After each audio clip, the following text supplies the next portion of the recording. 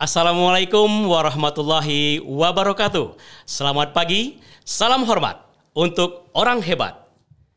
Apa kabar encik-encik, tuan-tuan, puan-puan dimanapun Anda berada?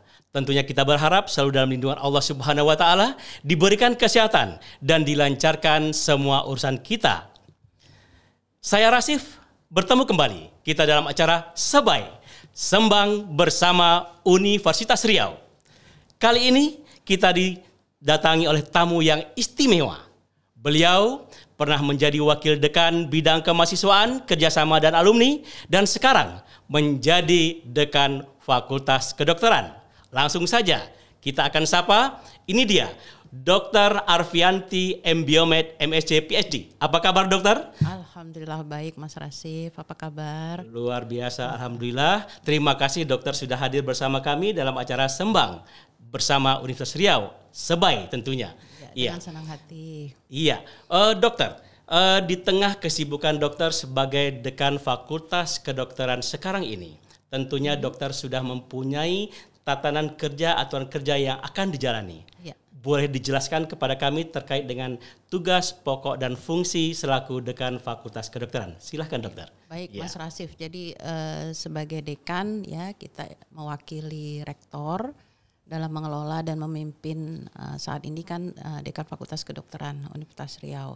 Jadi dalam menjamin bahwa mutu pendidikan, ya kemudian juga penelitian dan pengabdian masyarakat di Fakultas Kedokteran Universitas Riau itu berjalan dengan baik. Dan juga dekan memberikan arahan untuk pengembangan fakultas ke depannya. Jadi itu secara umum tugas tupoksi saya sebagai dekan.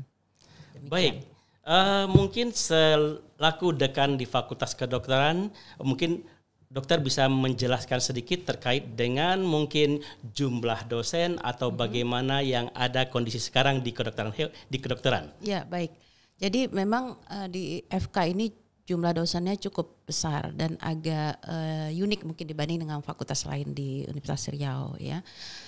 Jadi kita ada lebih kurang 183 dosen, namun ada 83 yang dosen Kemedikbud ya. Jadi sedangkan 100 lebih itu adalah dosen non Kemedikbud. Jadi memang merupakan pegawai rumah sakit atau pegawai Pemprov karena mereka adalah menjadi dosen karena bekerja di Rumah Sakit Umum Daerah Arifin Ahmad yang merupakan rumah sakit pendidikan utama dari Fakultas Kedokteran Universitas Riau. Gitu. Jadi ada cukup besar proporsi dari dosen NIDK yang ada di FK Unri. Jadi demikian. Ya, baik. Jika dibandingkan jumlah pengajar yang ada di FK saat sekarang ini dengan jumlah mahasiswa, bagaimana kira-kira dok? Kalau rasio dosen karena memang di kedokteran itu harus mengacu ke Standar Nasional Pendidikan Kedokteran SNPK ya.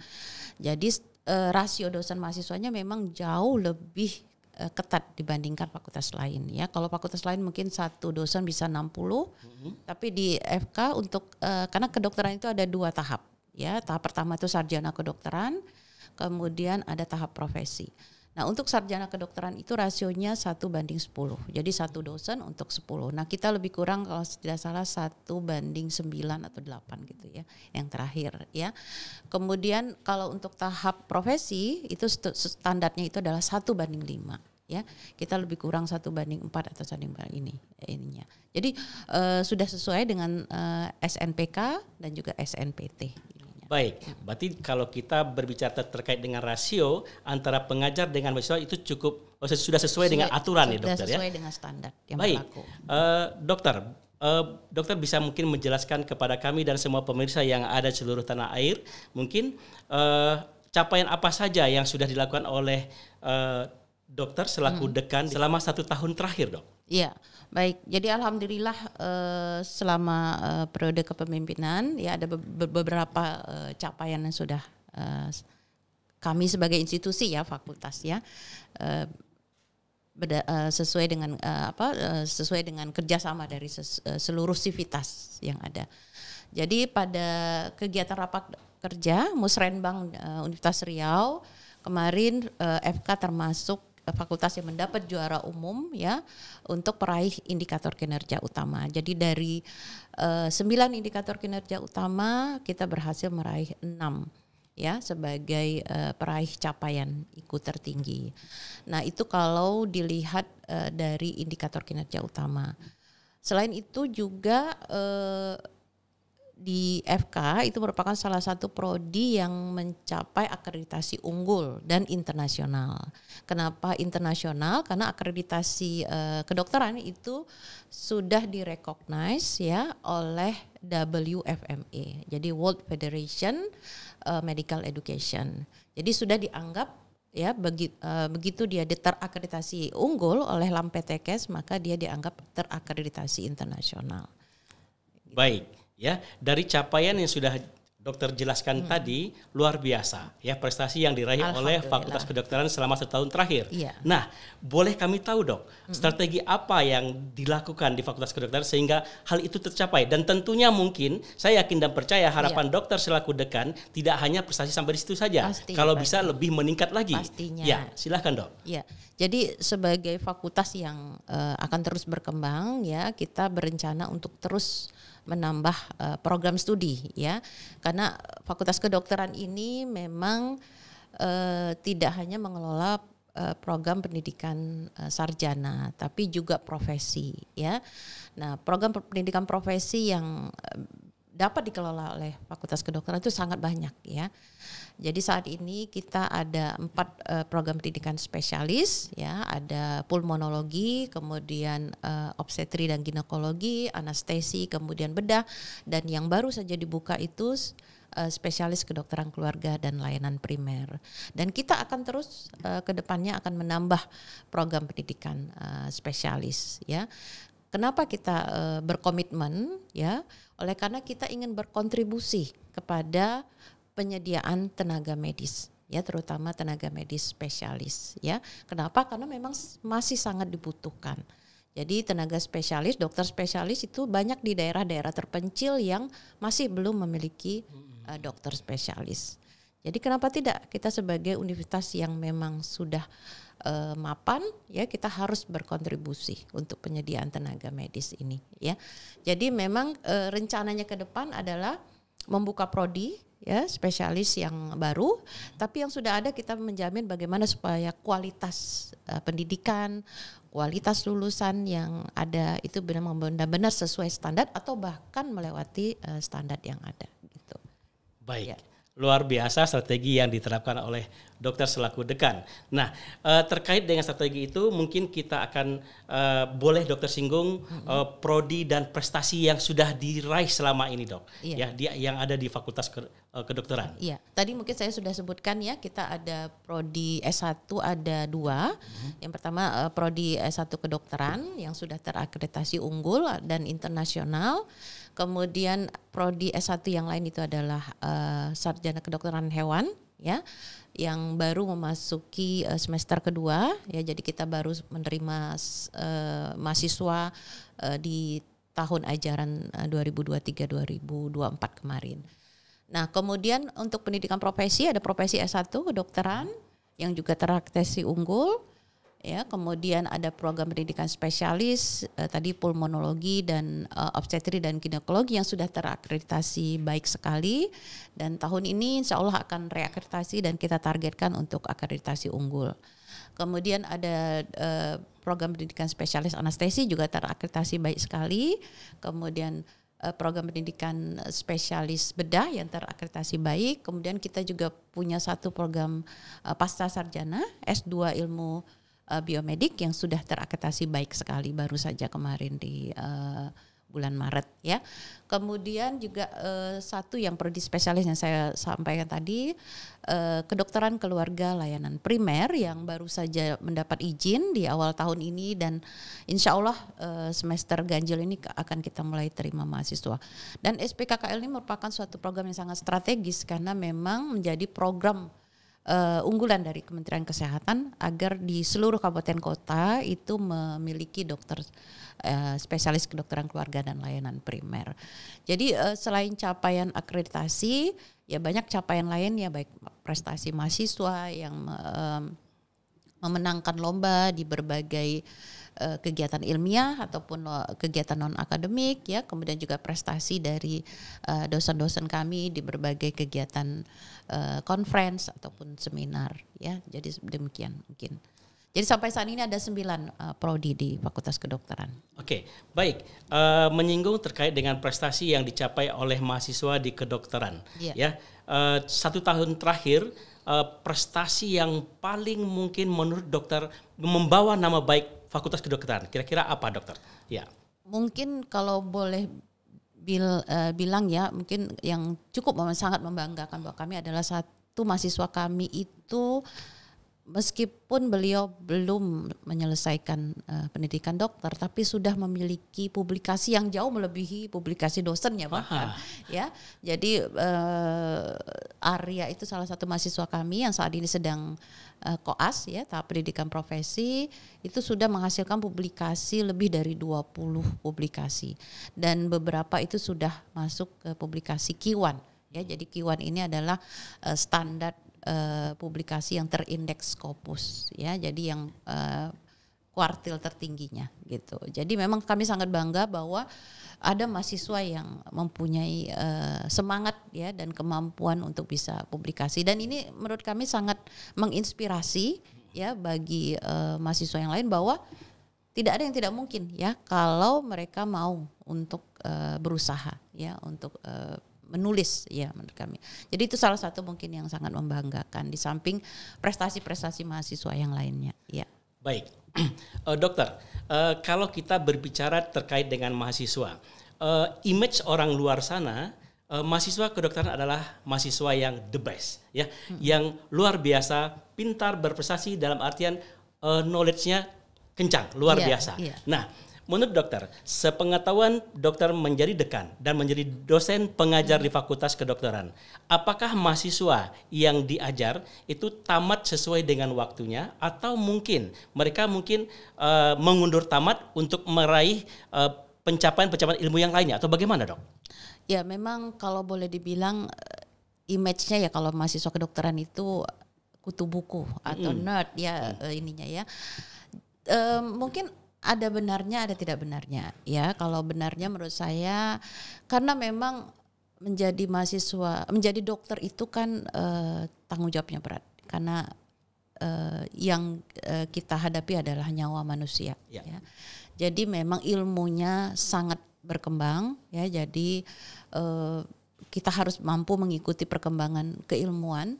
Sehingga memang mahasiswa kedokteran memang boleh dikatakan beban studinya itu lebih berat. Ya, nah jadi di satu sisi mungkin karena memang beban studinya berat, memang mereka boleh dianggap agak sedikit fokus untuk belajar, tapi tidak berarti bahwa mereka tidak mengikuti kegiatan-kegiatan non akademik kemahasiswaan. Jadi di FK cukup banyak kegiatan kemahasiswaan yang fungsinya adalah untuk menyalurkan bakat dan minat mereka ya. Kita punya CIMSA ya, CIMSA itu adalah organisasi kemahasiswaan yang memang memfasilitasi mahasiswa untuk pengembangan soft skill ya. Kemudian ada kegiatan exchange, jadi mereka bisa pertukaran pelajar ya di berbagai institusi di luar negeri. Jadi cukup banyak mahasiswa kita yang sudah melakukan pertukaran keluar. Kemudian bahkan kita menerima mahasiswa asing ya. Jadi hampir setiap tahun kita menerima lebih kurang lebih dari 5 mahasiswa asing ya, yang mereka itu sangat senang karena mungkin kalau di luar negeri itu dokter agak sulit untuk menemukan kasus-kasus yang infeksi, DBD, malaria ya, atau kasus-kasus kalau di negara-negara maju kan sudah sulit ya.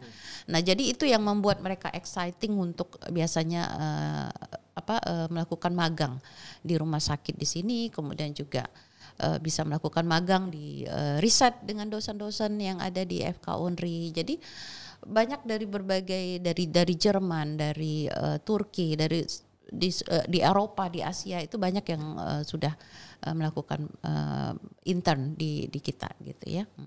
Baik, tadi dokter juga sampaikan ke kita bersama kalau sekarang juga ada kedokteran hewan ya, salah satu prodi ya dokter. Iya. Iya. Nah, ini sudah semester 2. Dilihat dari segi peminatnya karena ini adalah prodi yang baru, itu bagaimana sekarang, Dok? Nah, itu suatu kebanggaan kami juga ya, bahwa kita sudah memiliki prodi kedokteran hewan. Dan prodi kedokteran hewan itu untuk di Sumatera baru ada di Unsia. Ya, sekarang memang sudah ada, baru buka di UNP Bukit Tinggi Padang ya. Jadi kita sangat berbangga bahwa kita sebagai institusi yang memiliki prodi kedokteran hewan kedua di Sumatera. Dan memang saat ini dirasakan kebutuhan untuk tenaga kedokteran hewan, dokter hewan itu sangat sangat tinggi ya. Dan memang dulunya kedokteran hewan itu tidak berada di bawah fakultas kedokteran. Ya, kalau mungkin dulu kalau di IPB itu dia di fakultas peternakan atau apa ya. Tapi sekarang memang kedokteran hewan itu dianggap rumpun ilmu kesehatan. Jadi memang karena dia belum bisa membuka fakultas sendiri, dia biasanya berada di bawah fakultas kedokteran. Dan kenapa kita anggap ini suatu yang sangat strategis? Karena ada yang namanya One Health konsep. Ya, jadi One Health ini adalah bagaimana kita konsep kesehatan itu tidak hanya dipengaruhi oleh manusia, tapi juga oleh lingkungan dan juga pengaruh dari kesehatan hewan. Jadi dengan adanya kedokteran hewan di bawah fakultas kedokteran, kita bisa saling bersama untuk mengembangkan bagaimana supaya kita menjamin ya, seperti kemarin kasus COVID-19. COVID-19 itu kan diduga berasal dari hewan ya, jadi penyakit zoonosis gitu ya. Nah, jadi oleh karena itu dengan adanya ini kita bisa saling bersama-sama bagaimana nanti ke depannya kita bisa mencegah supaya penyakit-penyakit pandemi ini tidak terjadi lagi gitu. Jadi dengan ini sangat memang baru dan peminatnya cukup besar ya. Jadi di seluruh kabupaten kota cukup banyak yang ingin masuk. Jadi kami sangat berharap dengan nanti ke depannya akan semakin banyak mahasiswa yang berminat untuk masuk. Oke, baik. Gini dokter, terkait ini prodi baru, peminatnya banyak. Iya. Terus cuma mungkin di balik sana, mungkin pemirsa atau pecinta pendidikan di luar sana berpikir ini jurusan baru, prodi baru, ini akreditasinya bagaimana ya? Nanti bagaimana? Nah, ini bisa dokter mungkin bisa jelaskan. Iya, baik ya. Seperti layaknya prodi baru, memang semua prodi baru sekarang sudah terakreditasi minimal, ya. Nah, begitu juga dengan prodi kedokteran hewan. Nah, namun dalam waktu 2 tahun itu memang seluruh prodi baru harus reakreditasi, ya. Dan kita insya Allah nanti sebelum akhir tahun ini kita akan reakreditasi dan kita berharap kita mendapat akreditasi yang maksimal, yaitu baik sekali, mudah-mudahan gitu. Jadi jangan khawatir ya, sebelum akhir tahun itu nanti kita akan sudah terakreditasi karena memang itu tuntutan dari Kemendikbud. Ya, kementerian. Ya, baik. Dari populasi mahasiswa yang ada di Fakultas Kedokteran sekarang, Dok, ya, itu apakah mungkin yang menjadi mahasiswa itu hanya datang dari Riau saja, atau mungkin dari luar sana, atau bagaimana, Dok? Dari seluruh Indonesia, Mas Rasif, ya, karena memang seleksi penerimaan mahasiswa baru kita itu kan ada seleksi yang nasional, memang ada yang jalur mandiri ya.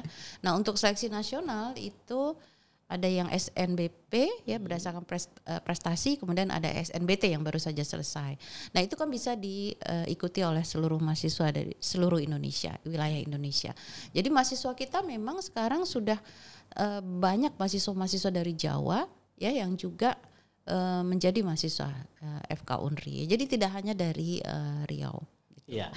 Oke, terkait dengan penerimaan mahasiswa baru yang dokter bilang tadi ada jalur SNBP, ada jalur SNBT. Yeah. Nah, kira-kira mungkin jika mereka masih mau masuk di kedokteran, nah apakah masih ada jalur lain mungkin, Dok, atau bagaimana agar mereka bisa masuk ke kedokteran? Iya. Yeah. Alhamdulillah ya, mungkin jangan berputus asa kalaupun memang SNBT kan belum diumumkan ya, nanti tanggal 13 Juni ya. Tapi kalau memang belum rezeki diterima, itu masih ada kesempatan untuk mengikuti jalur mandiri.